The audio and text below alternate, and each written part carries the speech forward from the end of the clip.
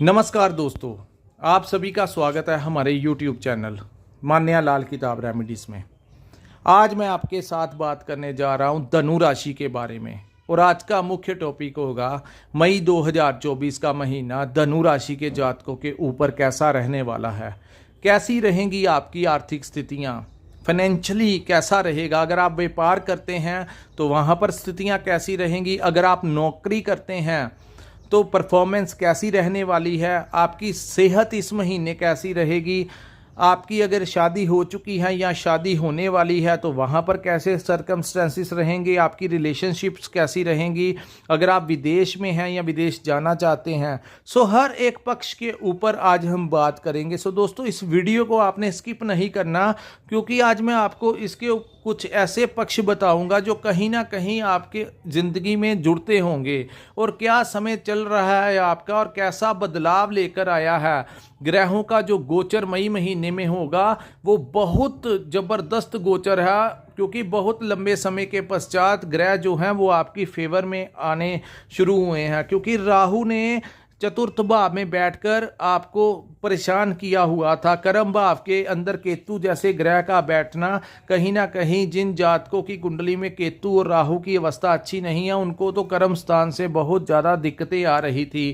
क्योंकि ये जो गोचर होता है राहु और केतु का, ये एक ऐसे ग्रह है अगर देने पे आ जाए तो बहुत कुछ दे देते हैं, लेकिन अगर ये डिस्टर्ब करने पे आ जाएं तो सारे ग्रह एक तरफ, ये अकेला ही बहुत ज़्यादा राहु प्रभाव डालता है। इसीलिए इनको कलयुग का राजा भी कहा गया है।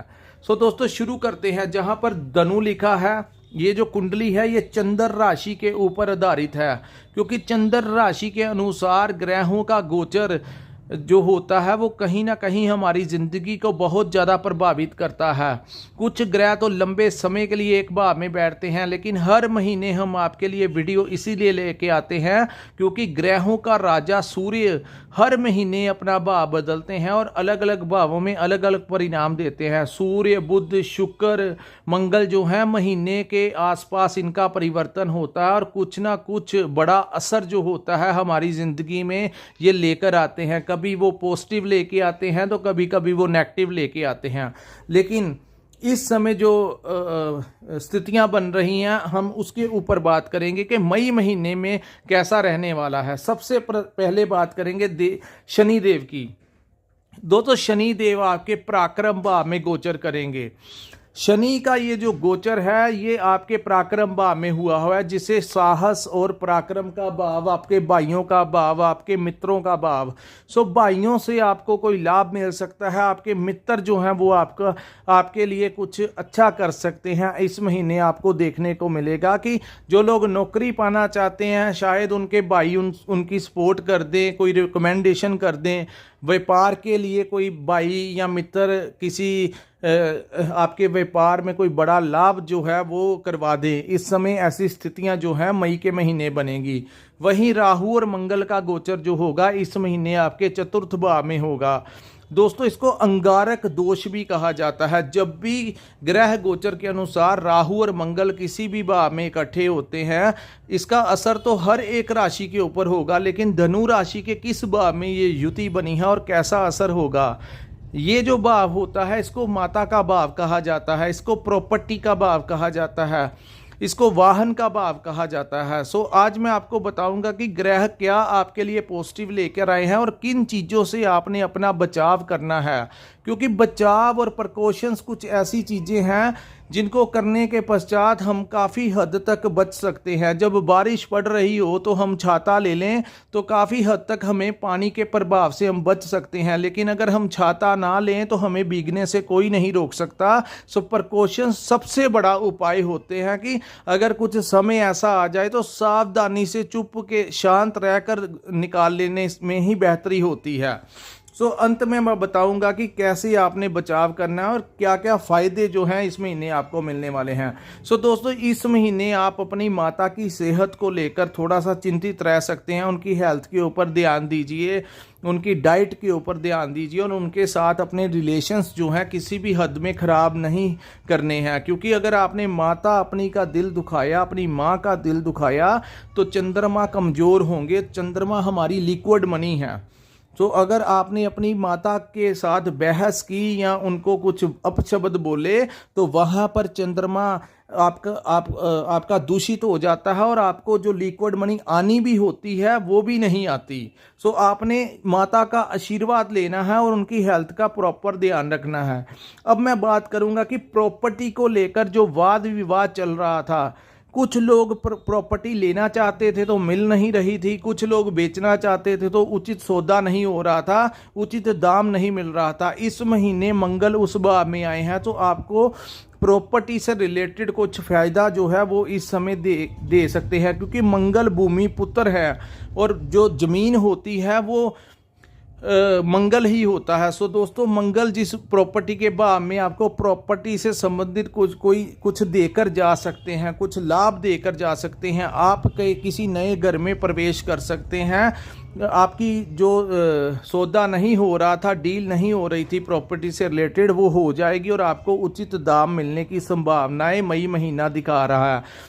अब मैं आपको एक बात बताता हूँ, इस भाव को वाहन का भी भाव कहा गया है। सो दोस्तों, वाहन चलाते हुए आपने सावधानी पूर्वक वाहन चलाना है, क्योंकि ये अंगारक दोष है, कोई चोट ना लग जाए, इसलिए ड्राइव केयरफुली। ठीक है, कुछ समय के लिए आपने ड्राइव करते हुए केयरफुली ड्राइव करनी है ताकि आपको चोट ना लग जाए। अब मैं बताता हूं कि पंचम भाव में सूर्य देव बैठे हुए हैं और ये उच्च के होकर बैठे हुए हैं। पंचम भाव सूर्य देव का अपना ही भाव होता है। यहाँ पर जब सूर्य बैठते हैं तो इंसान के इस भाव को संतान का भाव कहा गया है, इस भाव को बुद्धि और विवेक का भाव कहा गया है, इस भाव को करियर का भाव कहा गया है। सो सबसे पहले ये जो पंचम भाव में सूर्य बैठे हैं ये 13 तारीख तक बैठे रहेंगे। तत्पश्चात सूर्य यहाँ से निकलकर छठे भाव में गोचर करेंगे, जो उससे भी जबरदस्त रिजल्ट होगा। So middle of the month से बाद जो समय होगा वो और ज़्यादा मजबूती के साथ धनु राशि वालों के लिए आएगा। लेकिन अब मैं बात बताऊं, जिन जातकों की शादी हो चुकी है उनको पहले प्रथम 15 दिन जो है उसमें आपको संतान प्राप्ति के योग बना रहा है सूर्यदेव यहाँ पर बैठ के। वहीं संतान की हेल्थ को लेकर अगर कोई प्रॉब्लम्स आ रही थी तो वो दूर होंगी, उनके करियर को लेकर अगर कोई समस्याएं आ रही थी तो वो दूर होती हुई दिखाई दे रही हैं। और उसके पश्चात दोस्तों, जब सूर्य देव वहां से निकल जाएंगे तो शुक्र और बुध जो हैं वो इस महीने आपके पंचम भाव में बैठेंगे। सो पंचम भाव में महालक्ष्मी का योग बनेगा, इसको सुखों का भाव भी कहा गया है और सुखों में वृद्धि होगी। संतान से संबंधित उनके करियर को लेकर अच्छी, आपके करियर के लिए कुछ ना कुछ अच्छा होने के आसार मई महीना लेकर आया है। सो भाग्य में वृद्धि का कारक, क्योंकि यहाँ से सीधी दृष्टि आपके भाग्य स्थान के ऊपर पड़ेगी। सो आपका भाग्य चमक उठेगा। वहीं आपको शेयर मार्केट से भी पैसे आने की संभावना है। जिन लोगों ने पुरानी इन्वेस्टमेंट की हुई है, अचानक से शेयरों के दाम बढ़कर आपको कोई बड़ा लाभ होता हुआ इस महीने दिखाई दे रहा है। उसके पश्चात मैं बात करूं, जिन जातकों की शादी नहीं हुई उनके घर में शादी का प्रस्ताव आ सकता है। आपकी लव मैरिज होने के बहुत ज़्यादा चांसेस जो हैं वो इस महीने बन रहे हैं।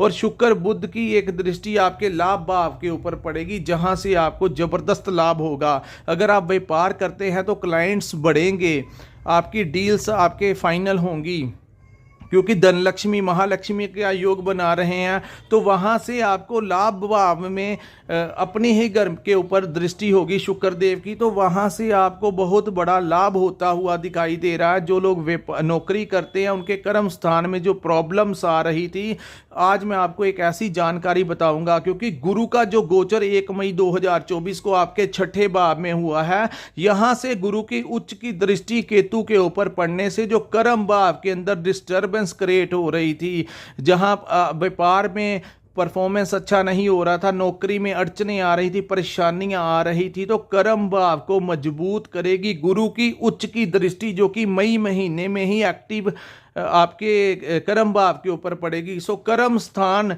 चाहे व्यापार हो चाहे नौकरी हो, वहाँ पे जो प्रॉब्लम्स आ रही थी राहु की वजह से, तो गुरु वहाँ पर दृष्टि जैसे ही डालेंगे सो कर्म स्थान से आपको कोई बड़ा लाभ होता हुआ दिखाई दे रहा है।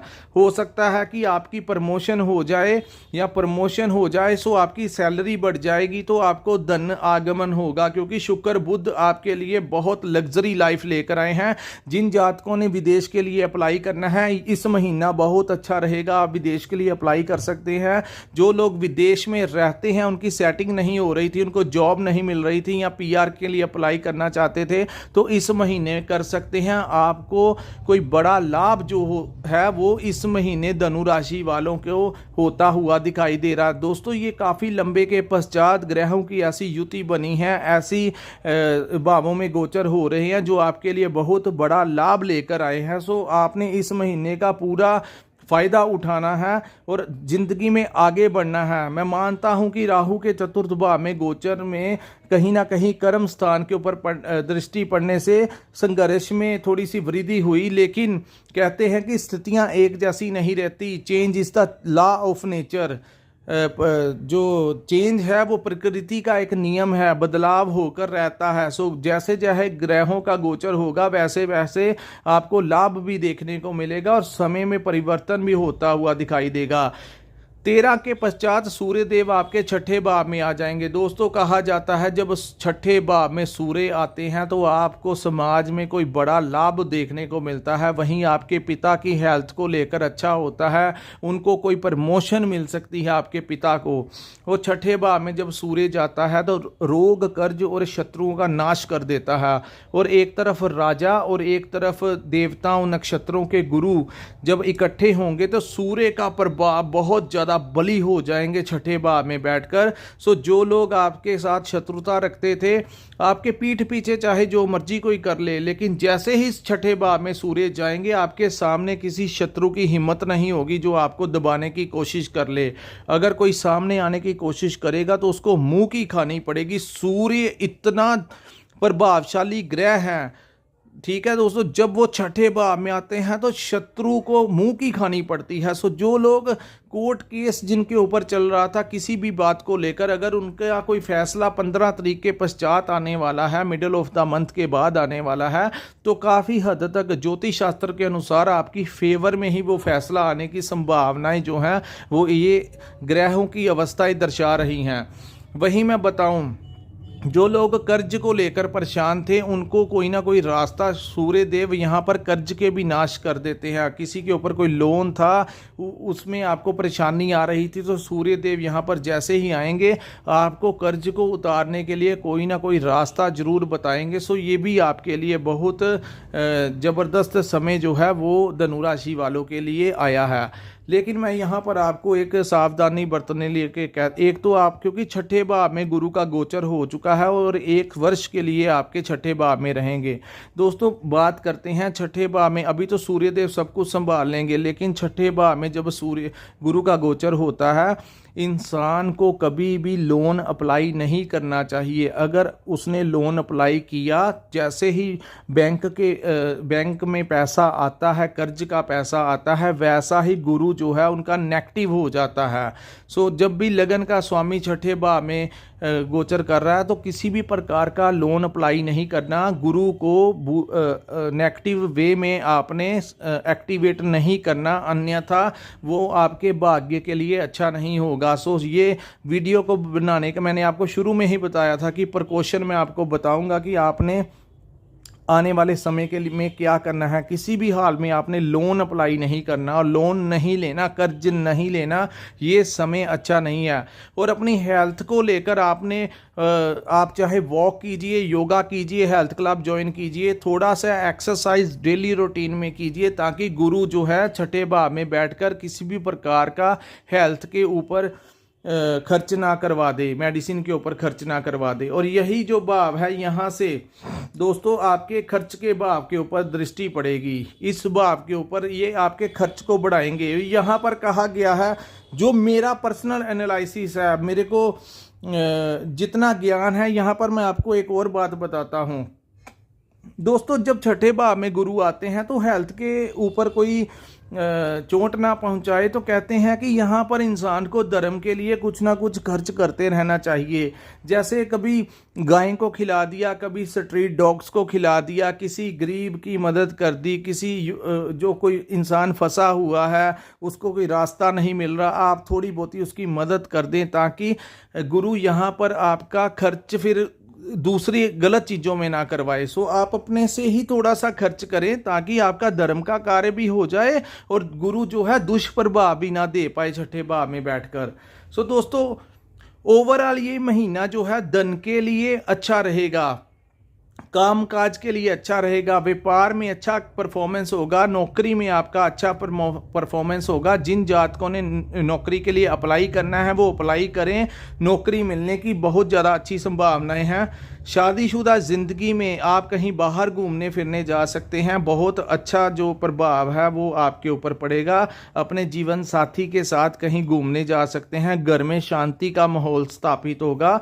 बहुत समय बाद धनु राशि वालों के लिए उचित समय आया है, खास करके जो लोग अपने संतान को लेकर परेशान थे, बहुत ज़्यादा परेशान थे, उनको बहुत अच्छा समय आएगा और संतान से संबंधित कोई बड़ी खुशखबरी, कोई बड़ा लाभ जो है वो आने वाला समय आपके लिए लेकर आया है। सो दोस्तों, ये था वीडियो धनु राशि के जातकों के लिए मई 2024 का महीना कैसा रहने वाला है। यहाँ पर मैं आपको ये भी बताऊंगा कि जो लोग विदेश में रहते हैं वो पीआर अप्लाई कर सकते हैं, जो लोग स्टूडेंट बाहर जाना चाहते हैं वो भी बाहर के लिए अप्लाई कर सकते हैं। आपको वीज़ा मिलने के, आपको पीआर मिलने के, सिटीजनशिप मिलने के बहुत ज़्यादा चांसेस मई का महीना बना देगा। सो इस समय का पूरा सदुपयोग कीजिए, आगे बढ़िए। कहते हैं जो लोग रास्तों पर चलते हैं मंजिलें उन्हीं को मिलती हैं।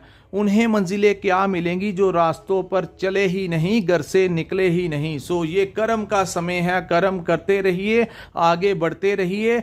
ग्रह आपकी फेवर करेंगे, आपकी मदद करेंगे। आपने अवॉइड क्या करना है, ये अंगारक दोष की वजह से आपने गुस्सा नहीं आने देना, किसी क्लाइंट के साथ बहस नहीं करनी, अपने बॉस के, अपने कोलीग्स के साथ अपशब्द नहीं बोलने, ताकि किसी भी प्रकार का दुष्प्रभाव राहु और मंगल की युति आपको ना दे सके। ये था ओवरऑल दोस्तों राशिफल। अगर आपको पसंद आया है तो हमारी वीडियो को लाइक और सब्सक्राइब जरूर कीजिए और नीचे कमेंट सेक्शन में कमेंट कर जरूर बताया कीजिए कि आपको हमारी वीडियो कैसी लगी। जब आप हमें कमेंट करके बताते हैं तो वही हमारी मेहनत का हमें फल मिल जाता है। जिन जातकों ने अपनी कुंडली का एनालिसिस करवाना होगा तो वो डिस्क्रिप्शन में और ऊपर स्क्रीन पे हमारा एक नंबर शो हो रहा है, वहाँ पर आप हमारे साथ संपर्क कर अपनी कुंडली का पूर्ण विश्लेषण करवा सकते हैं, जिसमें आपके जन्म के समय ग्रह कैसे बैठे हुए थे, आपके ऊपर किस ग्रह की महादशा चल रही है, किसकी अंतरदशा चल रही है। सो ओवरऑल सब कुछ देखने के बाद हम आपके लिए जो हमें ईश्वर ने ज्ञान दिया है आपका मार्गदर्शन करेंगे और आपको उचित उपाय बता दिए जाएंगे। सो दोस्तों, यहीं पे हम अपने शब्दों को विराम लगा हैं। नमस्कार, जय माता दी।